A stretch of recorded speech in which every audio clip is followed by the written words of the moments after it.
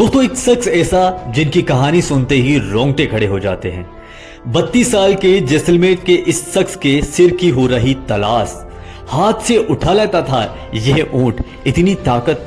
दोस्तों, यूं तो राजस्थान के हर इलाके और शहरों में लाखों किस्से कहानियां भरे पड़े हैं, लेकिन यहाँ जैसलमेर के रेगिस्तान में एक ऐसी कहानी दफन है जिसे लोग अब भूल चुके हैं।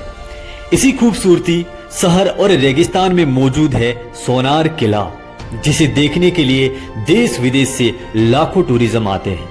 इसी सोनार किले के आसपास के रेगिस्तान में मौजूद इन रेत के टीलों में एक ऐसी कहानी छुपी हुई है जिस पर वक्त की गर्त जम चुकी है, और इस कहानी का राज आज भी एक राज ही बना हुआ है।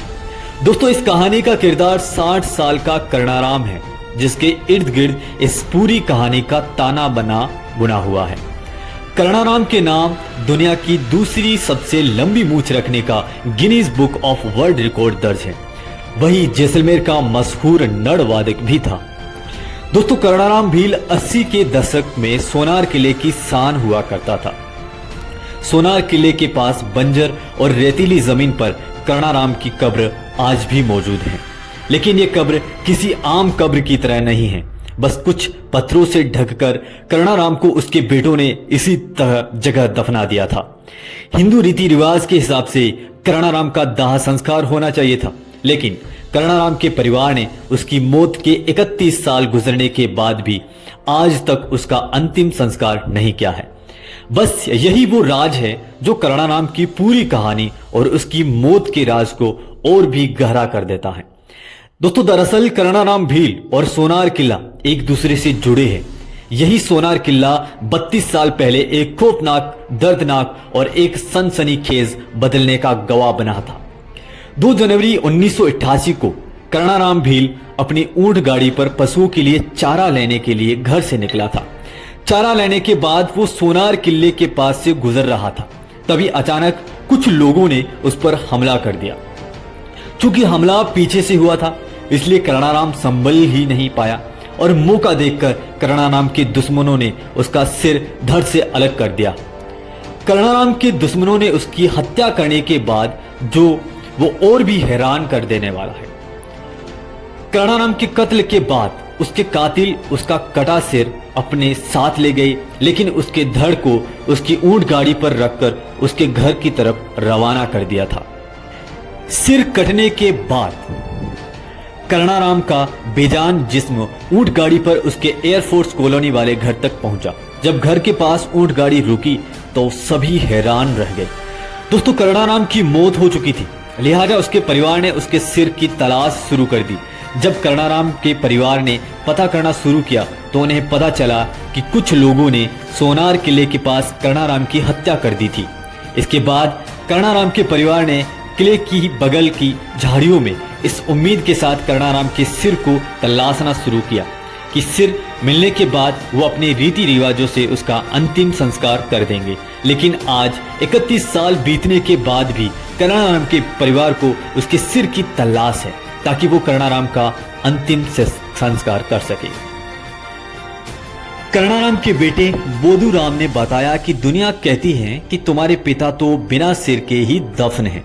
पुलिस से कह रहे हैं कि सिर ला दो। कर्णाराम के परिवार का मानना है कि कर्णाराम के कातिल उसका सिर काटकर सरहद पार ले गए थे, लेकिन 32 साल बीत जाने के बाद भी वो इस आस में कर्णाराम की कब्र के आसपास मौजूद झाड़ियों में कर्णाराम के सिर की तलाश करते रहते हैं। कर्णाराम के एक और बेटे लखूराम ने कहा कि उनकी आत्मा भटकती है, हमें सिर ला दो, पाकिस्तान से दिलवा दो, नहीं तो आत्मा भटकती रहेगी। सूत्रों के मुताबिक कर्णाराम की हत्या के बाद इंटेलिजेंस एजेंसियों ने भी रिपोर्ट दी थी कि कर्णाराम का सिर काटने के बाद कातिल उसके सिर को धोरों के रास्ते पाकिस्तान ले गए थे, लेकिन एक ही रात में रेत की टीलों में एक जगह से दूसरी जगह शिफ्ट होने के चलते कर्णाराम का परिवार इस उम्मीद में धोरों के बीच खाली जगह पर सिर की खोज करता है कि हो सकता है कि कातिलों ने कर्णाराम के सिर को इन्हीं टीलों के बीच कहीं फेंक दिया हो। लेकिन कर्णाराम को जानने वाले लोगों का कहना है कि कर्णाराम जैसे ताकतवर इंसान को अकेले मारना आसान काम नहीं था, उसे साजिश करके मारा गया था। उसके बारे में यह कहा जाता है कि वो ऊंट को भी उठाने की ताकत रखता था, इतना ही नहीं, जो शख्स अपने नड़ वादन के लिए दुनिया भर में मशहूर था, आखिर कोई क्यों उस शख्स का कत्ल करेगा। कर्णाराम का पैदाइशी कलाकार नहीं था। कर्णाराम पैदाइशी कलाकार नहीं था, बल्कि वो एक डकैत था। मीलों फैले रेगिस्तान में उसके नाम का खौफ था। कातिलों ने कर्णाराम का कत्ल करने के बाद उसका सिर सिर्फ इसलिए कलम किया था कि वो उससे बदला ले सके। कर्णाराम भील की छवि रेगिस्तान में गब्बर सिंह जैसी थी। उसका चेहरा ऐसा था कि बच्चे डर जाते थे। गले में जहरीले सांप को लपेट लेता था। उस दौरान पाकिस्तान के बलूचिस्तान और अफगानिस्तान की महिलाएं बड़े शौक से नड़वादन सुना करती थी। डकैत कर्णाराम को अफगानिस्तान की लाली नाम की लड़की को दिल दे बैठा था। लाली को नड़वादन सुनाने और उसे अपना बनाने के लिए वो नड़वादन बन गया। साल 1965 में कर्णाराम ने जैसलमेर और बाड़मेर के बीच एक छोटे से गांव में एक जमीन खरीदी, लेकिन जमीन के मालिकाना हक को लेकर कर्णाराम का किसी से विवाद हो गया और एक दिन गुस्से में कर्णाराम ने उस आदमी को मार डाला।